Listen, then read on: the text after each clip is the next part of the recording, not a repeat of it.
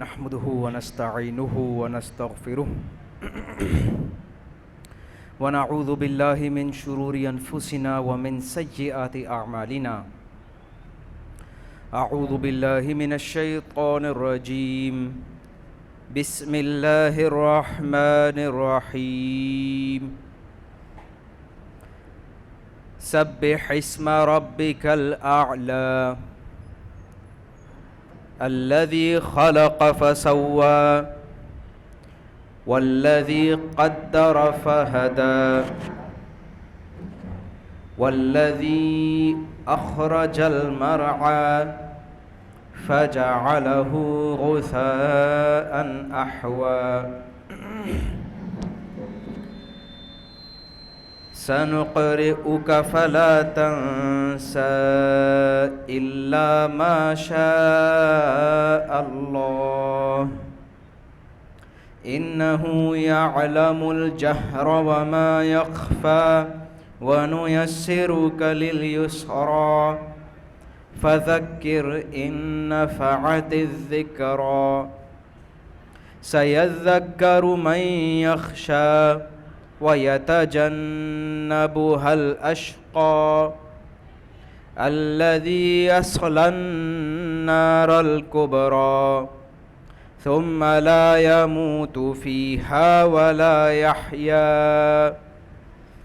قد أفلح من تزكى وذكر اسم ربه فصلى بل تؤثرون الحياة الدنيا والآخرة خير وأبقى إن هذا لفي الصحف الأولى صحف إبراهيم وموسى.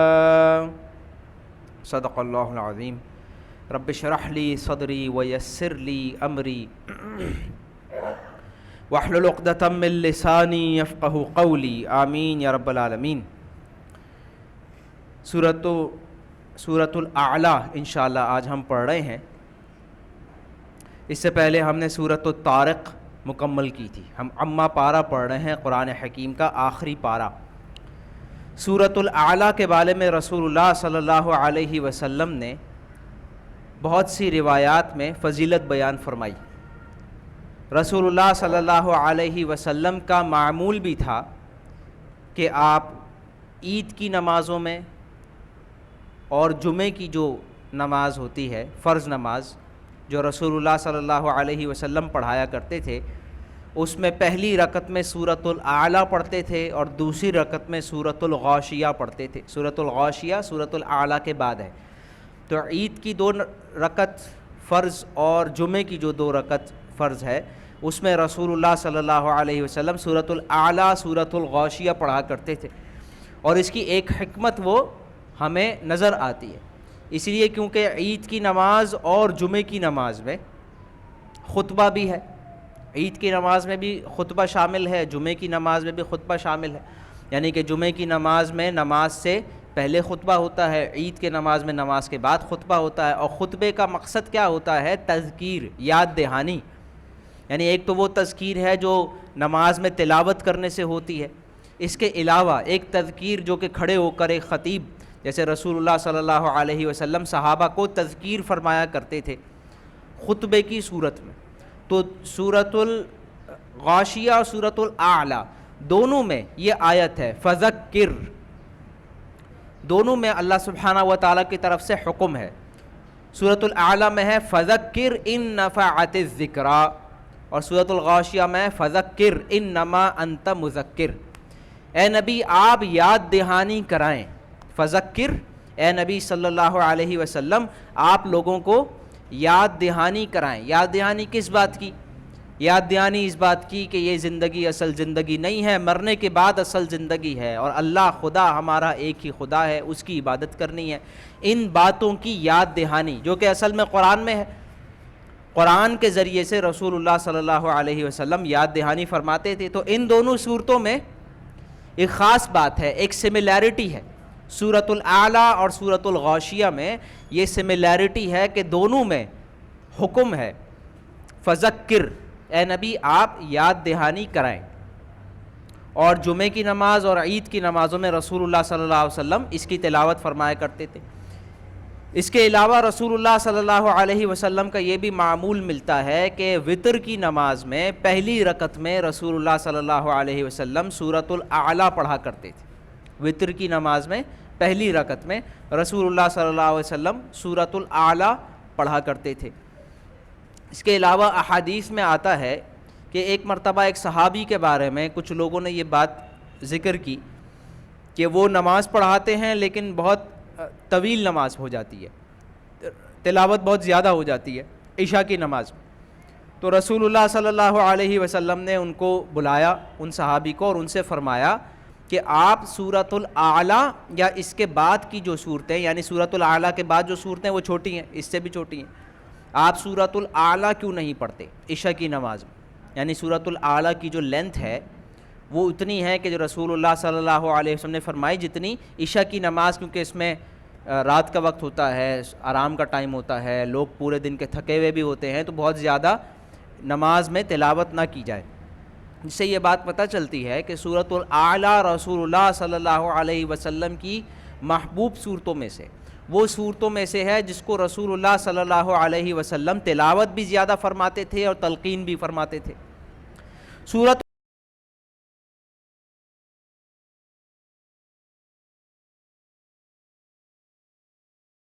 ربک الاعلیٰ، تسبیح کریں، سبح، یہ بھی حکم ہے، تسبیح کریں۔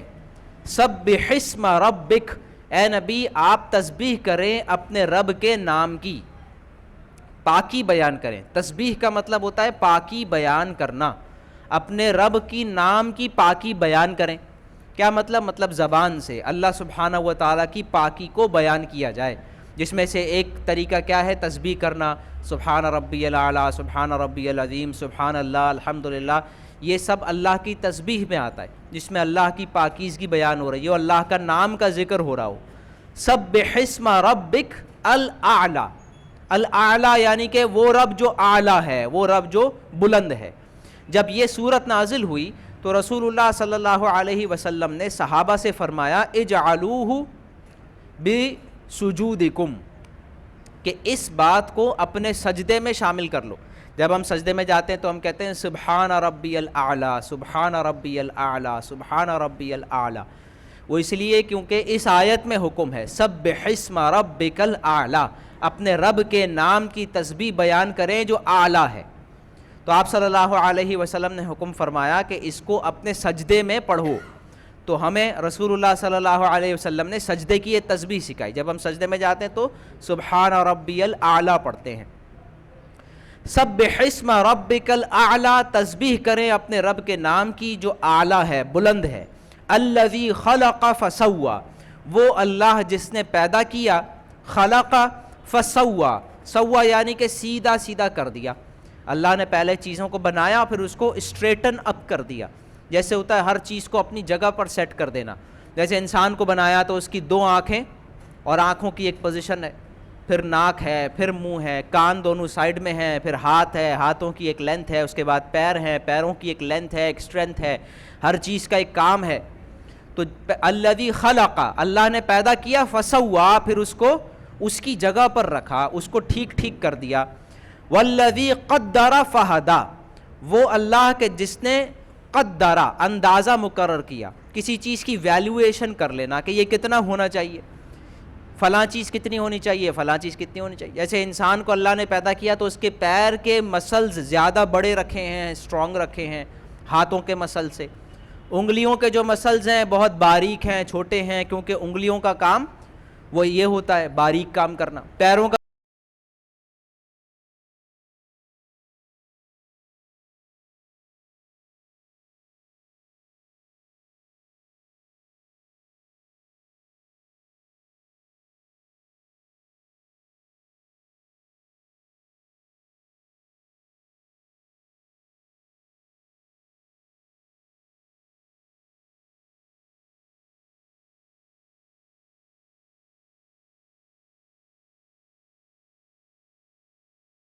نہیں سکتا، گھوڑا وہ تیز دوڑ سکتا ہے، پرندہ وہ فلائی کر سکتا ہے، اڑ سکتا ہے. پھر ہر جانور کی ایک خاص خوراک ہے، کیا کھا سکتا ہے کیا نہیں کھا سکتا، اس کا ذکر اگلی بات میں ہے. فہدا، اور ہدایت دی. ان دو آیتوں میں اللہ سبحانہ و تعالیٰ نے تخلیق کے 4 باتوں کو ذکر فرمایا. الذی خلق فسوا والذی قدر فہدا، وہ اللہ کے جس نے خلق پیدا کیا، فسوا پھر اس کو درست کر لیا، ہر چیز کو اپنی جگہ پہ رکھا، والذی قدر پھر اس کا اندازہ مقرر کیا، اس کی لمیٹیشن کیا ہے اس مخلوق کی، فہدا پھر اس کو ہدایت دی.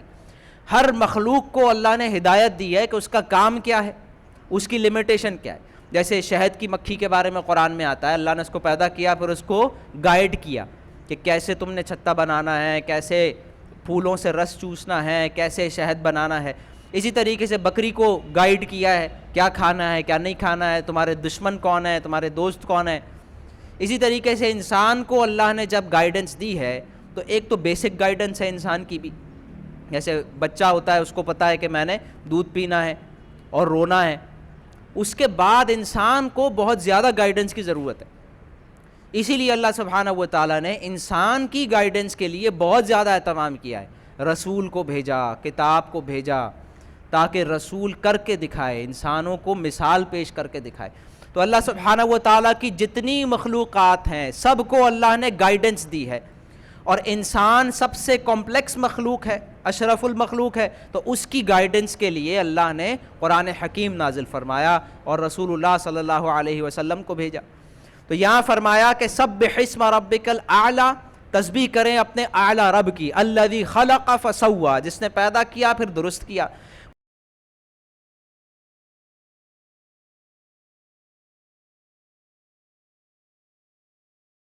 والذی اخرج المرعى، وہ ذات کے جس نے نکالا زمین سے چارہ. اب یہ مثال ہے جو بار بار قرآن میں آتی ہے کہ زمین سے چارہ نکالا. جیسے زمین میں کسان کاشتکاری کرتا ہے، کھیتی اگتی، پہلے وہ کھیتی مضبوط ہو جاتی ہے اور اب کلر بھی اپنا جو ہے وہ اختیار کر لیتی ہے. اس کے بعد کیا ہوتا ہے، یہ ہمیشہ کی نہیں ہوتی، یہ کھیتی ہمیشہ کی نہیں ہوتی. اس کو کاٹ دیا جاتا ہے، پھر اس کا استعمال ہو جاتا ہے کہ اگر چاول ہیں تو وہ پہنچ دیے جاتے کسٹمر کے پاس، اگر جانوروں کا چارہ ہے تو وہ جانوروں کو ڈال دیا جاتا ہے. پھر کیا ہوتا ہے، وہ چورا بن جاتا ہے اور وہ کچرا بن جاتا ہے، کالا ہو جاتا ہے.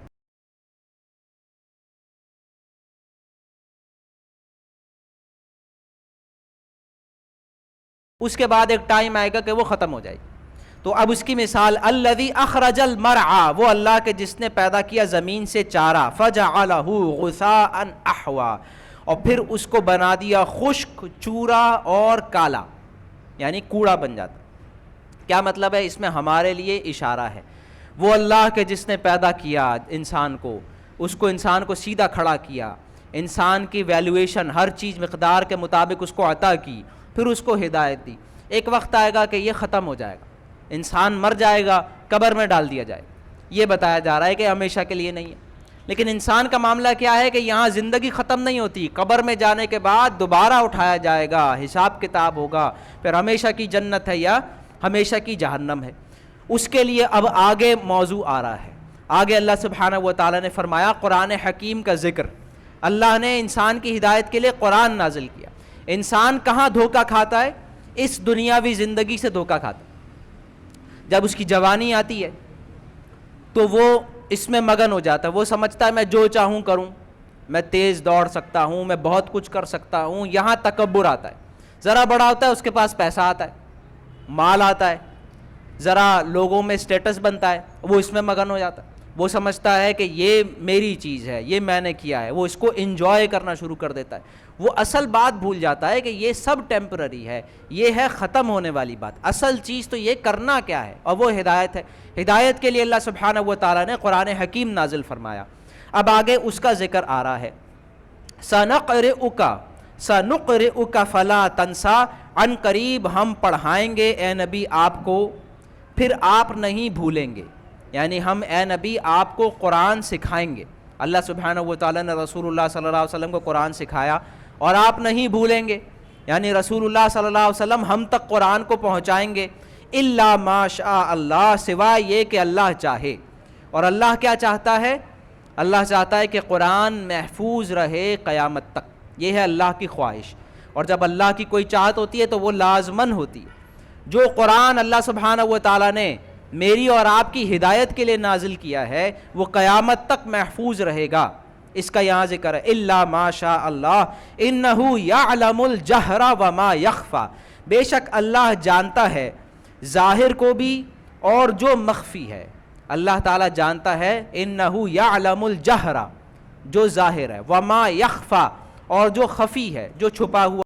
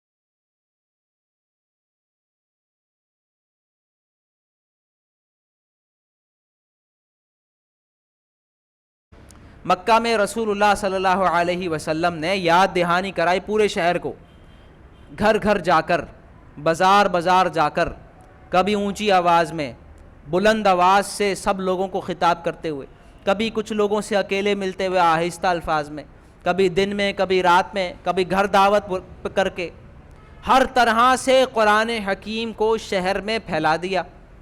اس میں سے کچھ لوگ تھے جنہوں نے اس کو قبول کر لیا اور وہ قریب آ گئے، وہ صحابہ بن گئے۔ فذکر ان نفعت الذکر سیذکر من یخشی، اے نبی آپ یاد دہانی کرائیں، بے شک یاد دہانی کرانا فائدہ دیتی ہے، اس یاد دہانی سے وہ شخص فائدہ اٹھا لے گا جس کے دل میں خوف ہے۔ سیذکر من یخشی، وہ جس کے اندر خشیت ہے وہ فائدہ اٹھا لے گا، اس کو فائدہ ہوگا۔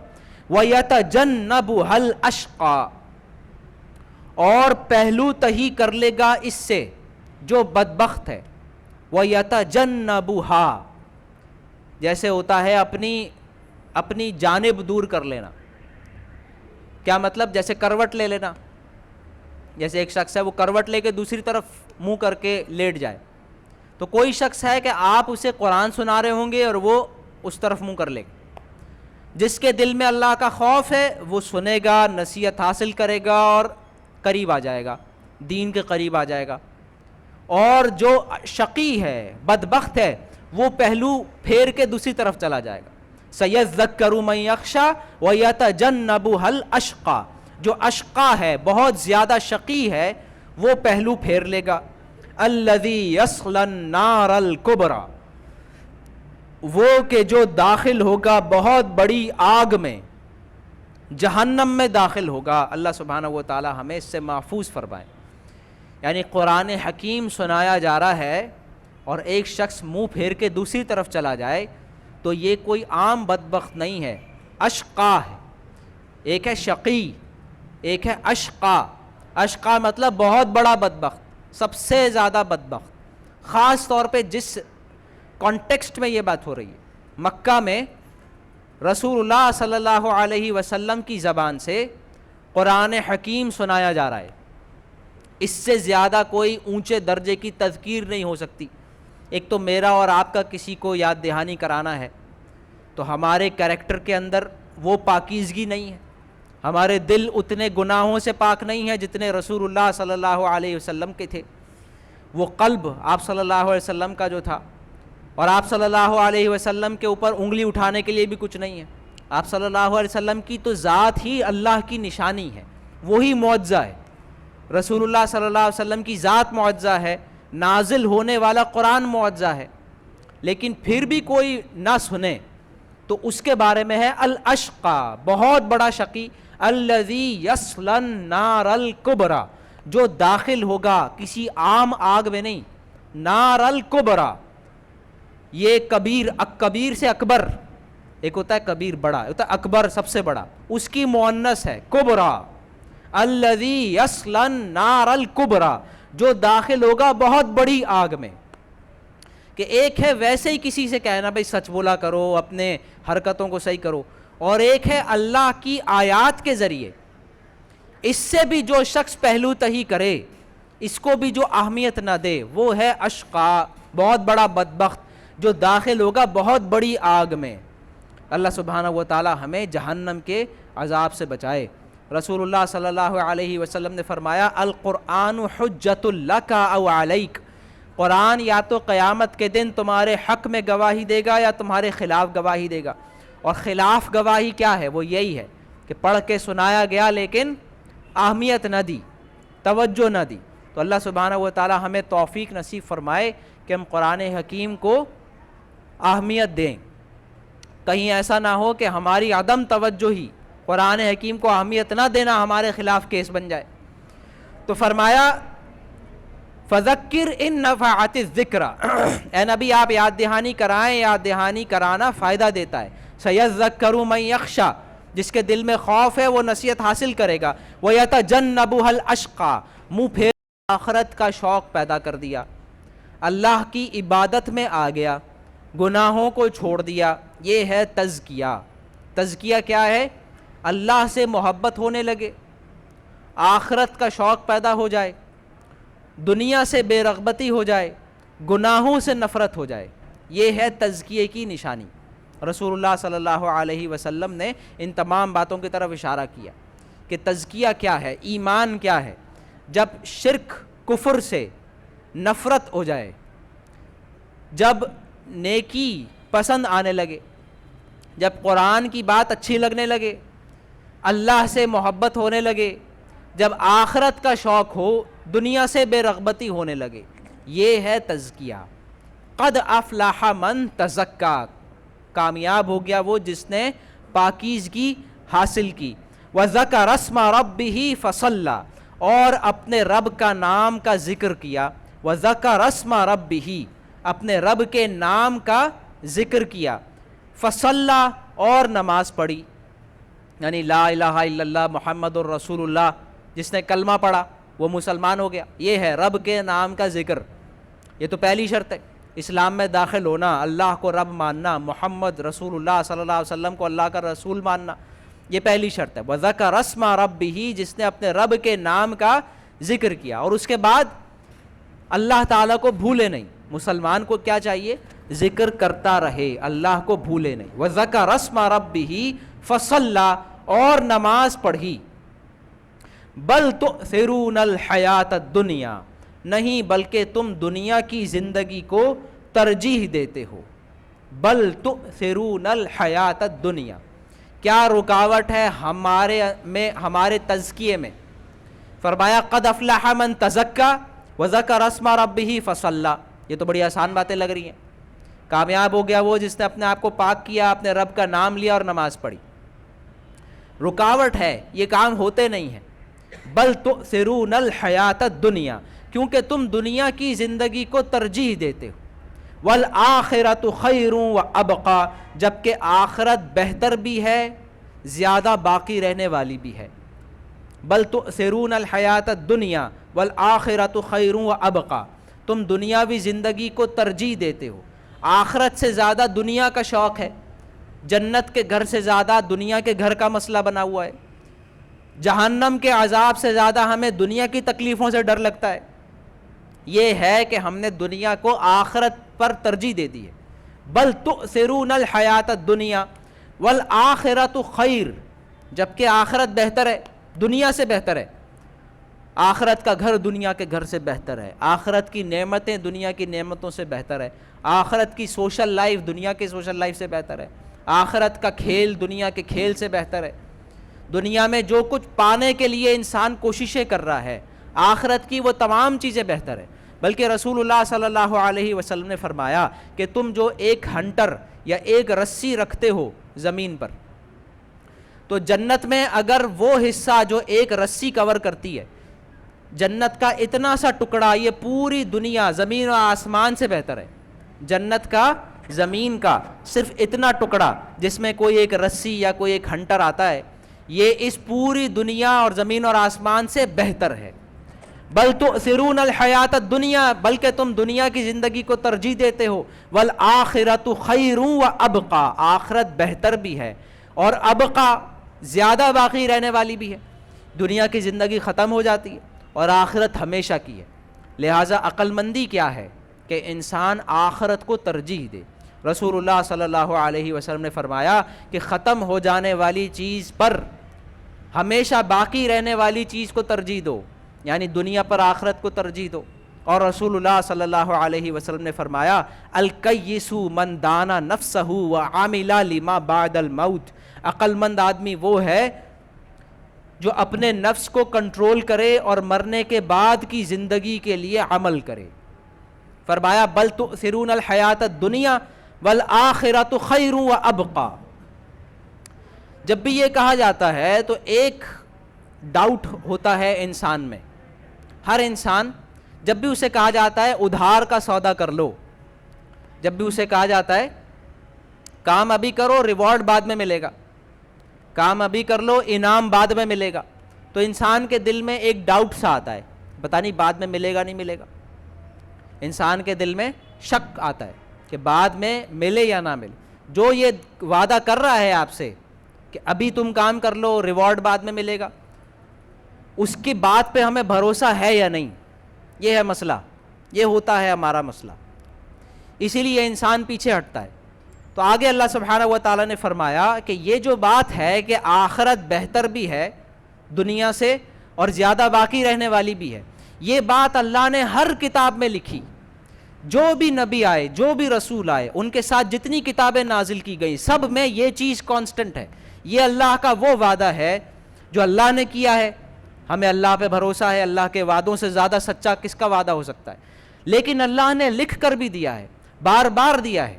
جتنے نبی آئے، جتنی کتابیں ہیں، سب میں یہ بات لکھی ہوئی تھی کہ دنیا سے بہتر آخرت ہے، تاکہ انسان آخرت کے لیے عمل کریں اور یہ شک نکال دیں اپنے دل سے کہ پتہ نہیں ملے گا نہیں ملے گا. فرمایا بل تؤثرون الحیات الدنیا والآخرۃ خیر وابقی ان ھذا لفی الصحف الاولی. یہی وہ بات ہے جو لکھی تھی پچھلے صحیفوں میں. ان ھذا لفی الصحف الاولی، یہ ہے وہ بات جو لکھی تھی پچھلی کتابوں میں. صحف الاولی، صحف پہلے ایسی کتابیں نہیں ہوتی تھی جیسی آج ہے، لیکن کاغذ ہوتا تھا، اس کو لپیٹ دیا جاتا تھا، اس کو صحیفے کہتے تھے، اسکرولز کہتے تھے. تو پہلے جو کتابیں نازل ہوئیں وہ جن لوگوں نے ریکارڈ کی وہ اسکرولز کی صورت میں موجود تھیں. بہرحال پچھلی کتابوں کو قرآن صحف بھی کہتا ہے. ان ھذا لفی الصحف الاولی، یہ ہے وہ بات جو پچھلے تمام صحیفوں میں، تمام آسمانی کتابوں میں تھی. صحف ابراہیم و موسیٰ، ابراہیم علیہ السلام کے صحیفے اور موسیٰ علیہ السلام کے صحیفے. یعنی ابراہیم علیہ السلام کو جو کتاب دی گئی تھی اور موسیٰ علیہ السلام کو جو کتاب دی گئی تھی یعنی تورات، اس میں یہ بات لکھی تھی. کیا بات؟ کہ دنیا کی زندگی سے بہتر ہے آخرت کی زندگی، اور آخرت کی زندگی ہمیشہ باقی رہنے والی ہے۔ اللہ سبحانہ و تعالی ہمیں اس پہ ایمان نصیب فرمائے اور مرنے سے پہلے مرنے کی تیاری کرنے کی توفیق نصیب فرمائے۔ اللہ سبحانہ و تعالی ہمیں توفیق نصیب فرمائے کہ ہم آخرت کو ترجیح دیں۔ بارک اللہ لی ولکم ولسائر المسلمین والمسلمات۔